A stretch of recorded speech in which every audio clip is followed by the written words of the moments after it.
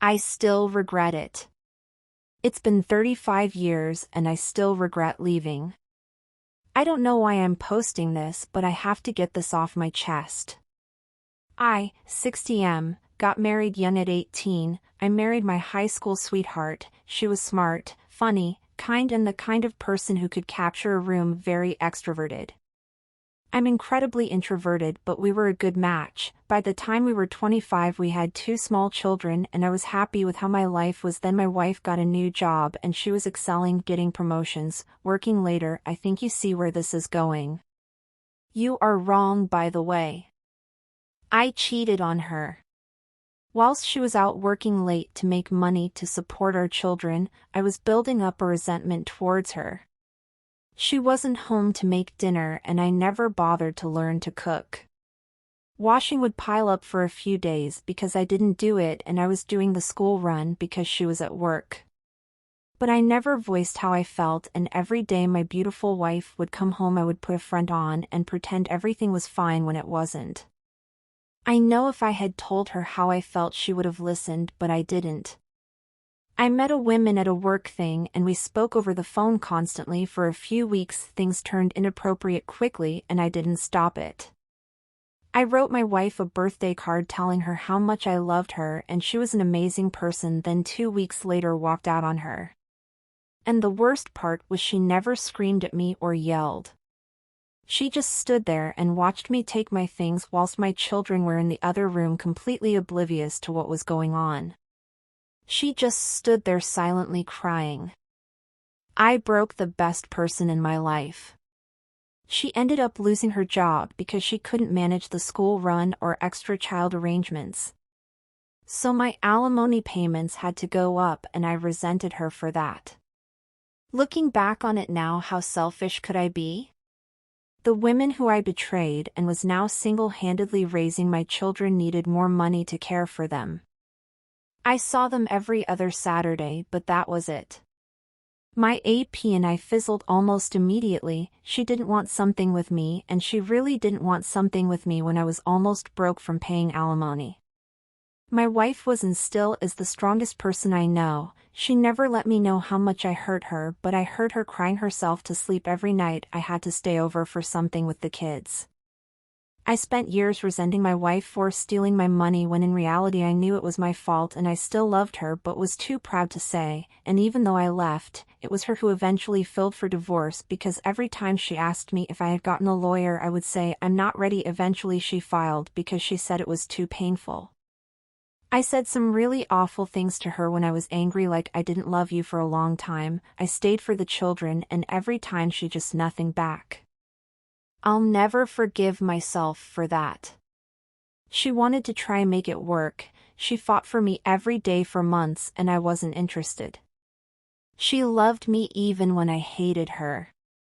Then she met Mark. He was older, wiser, and he loved her the way I should have loved her. He was and is a good man to her and my children. Watching someone else love the person you were supposed to love forever is quite possibly the worst thing I've ever had to do. I blurted out I love you to her 2 weeks before her wedding and she looked at me and said, then you should have fought for me, because I would have loved you forever if you'd let me. On the day of her wedding I sat outside the church in my car, telling myself I would object the wedding, but I didn't. That was 30 years ago, and seeing that written in front of me now is just as painful as it was hearing it all those years ago. Having to watch her with him all these years has been my punishment, and I've had the odd relationship but nothing serious. I will never forgive myself for what I did. It should have been our 42nd wedding anniversary today. I don't think anyone survives infidelity entirely. I think you learn to live with it. Bro, that had to be hard to write out. But by God it was powerful to read. And hindsight is always 20/20. But sharing this could very well knock some sense into the people who read it. I can kind of identify with you and your ex in the situation. It is a female canine when one partner is sacrificing and striving to make the future bright for you both and the kids. And it is hard on the person that is holding down the fort. Both lose out on getting quality time together, and it hurts. You just wish people would use loyalty and patience in those situations. But so often something or someone gets in the way. Major props again for writing and sharing. It takes a man to admit his faults and mistakes. Your honesty with yourself and us is appreciated. Story 2. Husband cheated when I was 7 months pregnant. My husband cheated on me, and has continued to do so, but I'm still in love with him. My husband and I met 11 years ago. On the 25th of this month we'll have been officially together for 10, in June we'll have been married for 7. Almost 2 years ago, I discovered my husband was having an affair with a woman from work while I was pregnant with our second child. I was devastated but determined to fix the marriage. He told me we should try marriage counseling, but after only a month he decided he wanted out. The whole time, he never stopped talking to or seeing the other woman. He was upfront with me at least about his emotions. He told me he no longer wanted to be with me, that he didn't love me anymore, and he wanted to pursue a relationship with this other woman. I refused to believe him, because up until that point, I thought we were okay. We had been in a slump for a while, and things were strained, but we had just bought a house together the month before, and had our daughter a month later. I thought for sure he was just stressed and lonely and that he'd come around if I gave him time. Fast forward to last fall, we had been seeing each other on and off, spending the night, having sex. The whole time he maintained his position that he didn't want to be with me and that he just wanted to stay good friends. But his actions started saying something else. Finally this December, I had had enough. He had never once stopped seeing the other woman in all this time, and I was mentally and emotionally exhausted. I told him I couldn't be his friend, or FWB, because he was my best friend, my husband, and going back to anything less felt pathetic and impossible. After that, he started being very attentive to me. He would see me and play and joke around like we used to. He would make time to hang out. He asked if we could do Christmas with the kids together. Finally on New Year's, he asked to spend it together. He kissed me that night, and he cuddled me when we went to bed, all without trying to have sex. I thought things might be turning around, until I drove by his place. He had been moved out for a year by now, and her car was in his driveway. He told me that all of his effort, the cuddling, kissing, and spending time together, meant nothing and he still only wanted to be friends. Needless to say, I'm devastated again. He is still what I consider my best friend. We get along perfectly when we're together, still confide in each other and talk about everything. Now I'm feeling a massive void in my heart and life as I try to put space between us. I'm not texting or calling him, no matter how badly I want to and how my gut is telling me we are supposed to work out. Meanwhile my head is telling me how dumb I am for letting him play me so badly. How could I continue to want a man who does this to me? Why can't I love myself enough to let him go? Why can't I believe that he doesn't have feelings for me? I can't talk to people about this because I just make myself look so stupid IRL. I miss him when I know I shouldn't. I love him still. File for divorce and full custody with visitation and a child support agreement. Walk away and don't associate with him anymore, talk over text about the children and that's it. He's using you to keep you happy and force him to pay child support. Change the locks on your house and don't give him a key. Block him on all social media and don't even associate with his family. He's only doing this IMO to save himself and his reputation. Hit him with divorce and get everything that you are entitled to, and that includes full custody. Once you do this you will see his true self. Story 3. Walked in on loving wife banging affair partner while kids sleep upstairs. For the past several weeks I have been working late nights in the office so I can finish work early so I can have breakfast with the kids and do the school runs. Tonight the boss let me finish halfway though my shift due to the amount of work I have put in on a project that now completed. On the drive home I was looking forward to us time with the little ones in bed.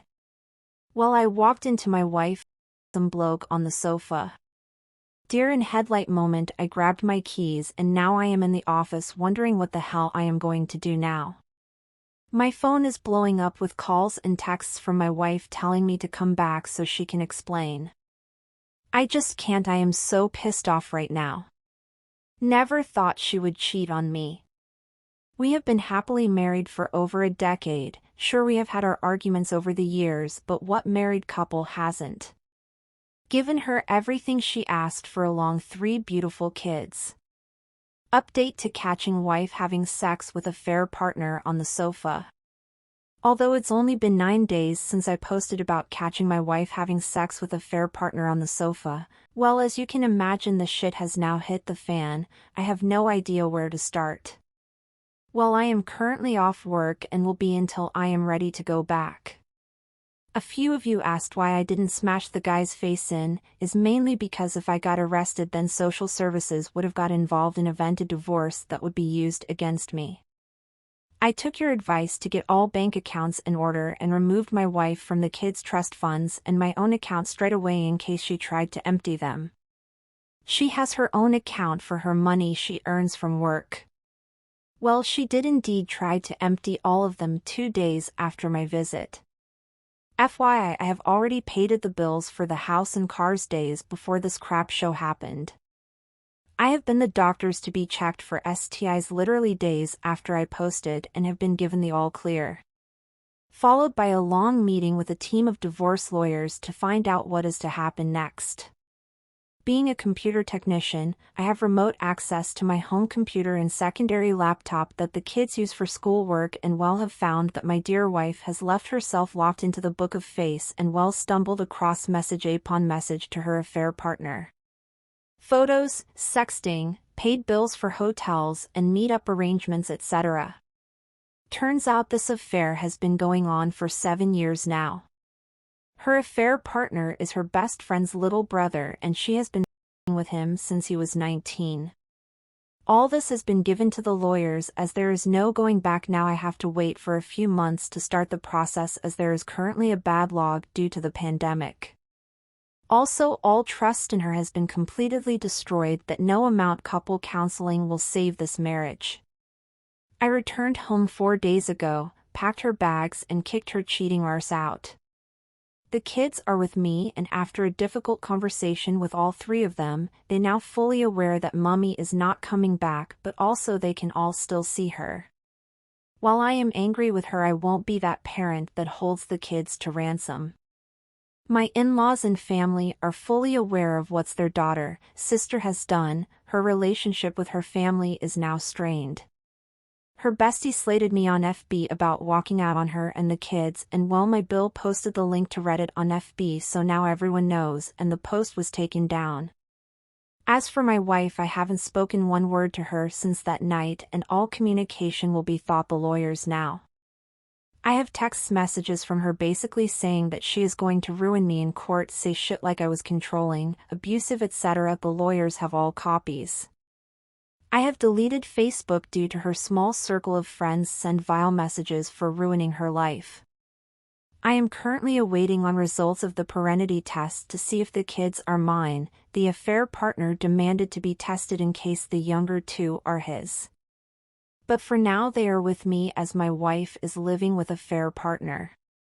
Update: wife cheated with younger lover, DNA test results. After 2 tests, first was due to a contamination issue.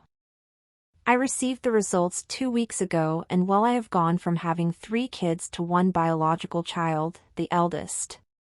In those 2 weeks my ex's affair partner parents managed to get emergency custody of the younger 2 due to the fact I am not a blood relative. I tried so hard to fight for them in court.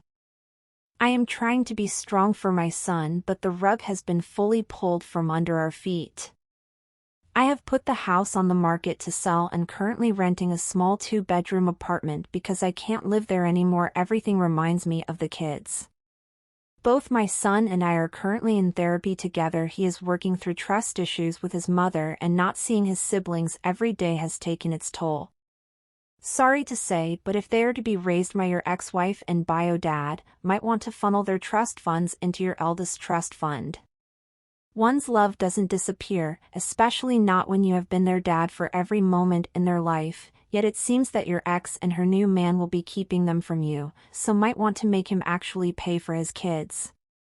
Also, I love the fact that your ex-wife never even questioned why her side piece never wanted/demanded to make her an honest woman. I always found in these cases you hear that it's cause they really wasn't looking for a full-on relationship, just someone to show up all the time for the fun stuff. I kinda hope he left her where she belongs, in the gutter, and that you didn't take her back. And the eldest son being mad at his mom, well, every judge and lawyer would know that the person that's ripping a family apart is resented at best, hated at worst. Trust me, he doesn't need help finding those feelings.